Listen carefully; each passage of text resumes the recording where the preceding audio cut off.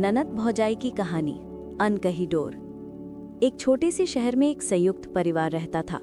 रामनाथ जी, उनकी पत्नी सरस्वती, बेटा अंकित, बहू प्रीति और सबसे दुलारी बेटी श्रुति, ननद। अंकित और प्रीति की शादी को 1 साल हुआ था। सब कुछ ठीक था, पर श्रुति और प्रीति के बीच हल्की हल्की नोक-झोंक रहती थी। कभी काम को लेकर, कभी समय को लेकर, कभी प्रीति की शांति को लेकर। श्रुति बेफिक्र और चुलबुली थी, प्रीति जिम्मेदार और शांत स्वभाव की। दोनों का मिलना हमेशा स्पार्क पैदा कर देता था। एक दिन श्रुति कॉलेज से थकी हुई आती है और देखती है कि उसकी पसंदीदा ड्रेस धोई नहीं गई। श्रुति गुस्से में, भाभी आपको कहा था ना ये ड्रेस आज चाहिए थी। प्रीति शांत, मैंने सोचा कल धो दूं, आज बहुत काम था। इतना कहना था कि श्रुति फट पड़ी। घर में टेंशन फैल गया। सरस्वती जी प्रीति को समझाती, बेटा वो छोटी है, मान जाया करो। अंकित परेशान था कि दोनों क्यों बन नहीं पाते। त्योहार आने वाला था, घर में मेहमान आने थे। प्रीति ने काम का पूरा प्लान बनाया था, लेकिन श्रुति अपनी सहेलियों के साथ बाहर जाने की जिद पकड़ बैठी। प्रीति, श्रुति आज रुक जाओ, बहुत काम है। श्रुति, आपको हर बात में दखल क्यों देना है। प्रीति दुखी होकर चुप हो जाती है, पर उसकी चुप्पी को श्रुति एटीट्यूड मान लेती है।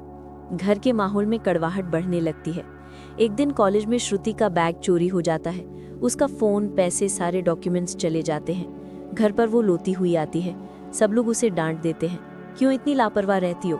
पर उसी वक्त प्रीति आगे आती है, पहले इसे पानी दो, शांत होने दो, बाद में देखेंगे क्या करना है। प्रीति उसे गले लगाती है। श्रुति पहली बार प्रीति में माँ जैसी ममता महसूस करती है। प्रीति उसकी सारी फॉर्म भरवाती है, उसे बैंक ले जाती है, कॉलेज ले जाती है। श्रुति सिर्फ देखती रह जाती है। रात में श्रुति सोच रही होती है, मैं तो भाभी की गलतियां खोजती रहती हूँ और वो मेरी हर गलती में मेरा साथ देती है, क्यों। अगली सुबह वो प्रीति को रसोई में अकेले काम करते देखती है और बिना कुछ कहे बर्तन धोने लगती है। प्रीति हैरान रह जाती है। उन दोनों के बीच एक हल्की सी मुस्कान का आदान प्रदान होता है। एक दिन प्रीति के मायके से फोन आता है, उनकी माँ बीमार है, लेकिन उसी दिन घर में मेहमान आते हैं और सरस्वती जी कहती हैं, अभी कैसे जाओगी, काम संभालो पहले। प्रीति चुप हो जाती है, लेकिन श्रुति सब समझ जाती है। वो सबके सामने बोल पड़ती है, माँ भाभी जाएंगी, बाकी काम मैं कर लूंगी। प्रीति, भाभी ने मेरे मुश्किल में मेरा साथ दिया था, अब मेरी बारी है। पहली बार श्रुति प्रीति का हाथ पकड़ती है। श्रुति, भाभी चलो, मैं हूं ना यहाँ। सरस्वती जी भी मान जाती है। अंकित गर्व से दोनों को देखता है।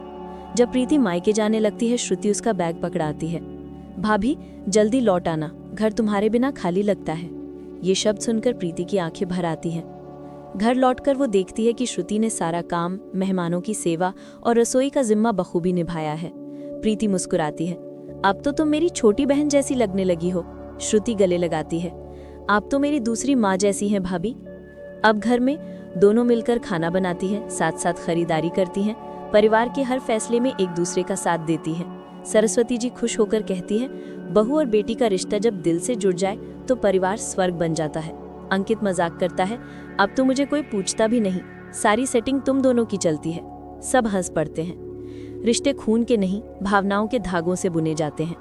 ननद और भौजाई का रिश्ता अगर समझ और प्यार से निभाया जाए तो घर में हमेशा खुशियों की रोशनी रहती है। ज्ञान और समझ के सामने हर समस्या छोटी पड़ जाती है। ऐसी ही भावनाओं से भरी कहानियां सुनने के लिए स्टोरी ए आशीष चैनल को सब्सक्राइब जरूर करें। आपका समर्थन हमें और भी बेहतर कहानियां लाने की प्रेरणा देता है।